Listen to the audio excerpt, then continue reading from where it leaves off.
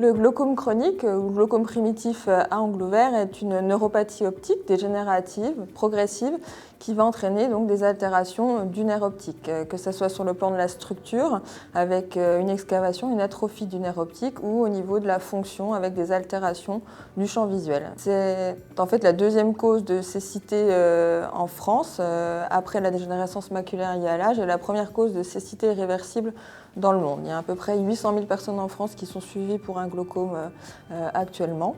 Elle est considérée donc comme une pathologie neurodégénérative par dégénérescence des fibres nerveuses du nerf optique, des cellules ganglionnaires et des fibres axonales.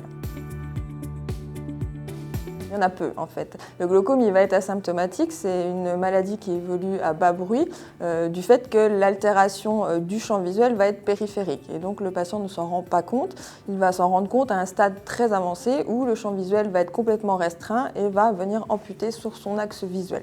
Donc il n'y a pas de baisse de vue précoce comme d'autres pathologies ophtalmologiques qui vont amener le patient à consulter en urgence ou rapidement. C'est vraiment quelque chose qui doit être dépisté par l'examen clinique de l'ophtalmologue libéral ou hospitalier, et qui sera symptomatique qu'à des stades malheureusement très avancés ou terminaux.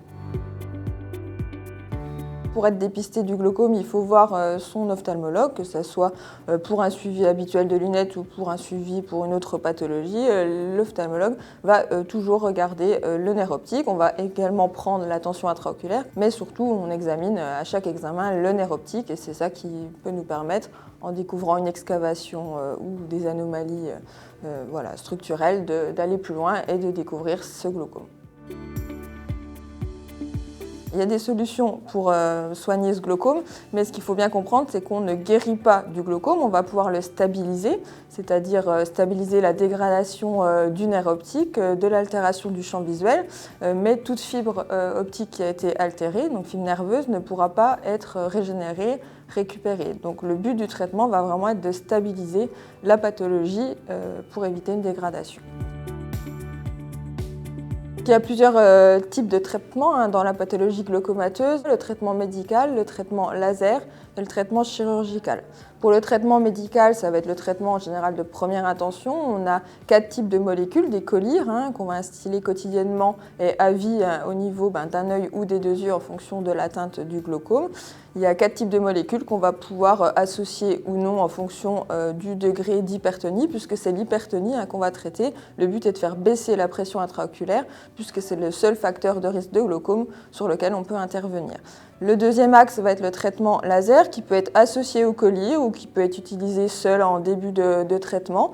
Ça s'appelle la trabéculoplastie au laser, trabéculoplastie sélective, et qui va avoir pour but de jouer sur la filtration de l'humeur aqueuse dans l'œil afin de faire baisser la tension intraoculaire.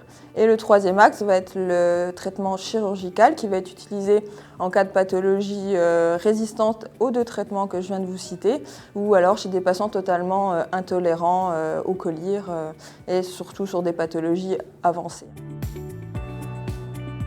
Malheureusement, il n'y a pas beaucoup de choses pour se prémunir d'un glaucome.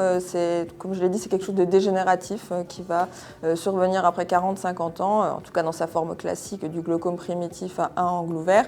Il n'y a pas de conduite quotidienne, il n'y a pas de complément alimentaire à prendre, il n'y a rien de particulier. Voilà, d'où l'intérêt vraiment du dépistage, il n'y a que ça qui peut permettre de stopper l'évolution.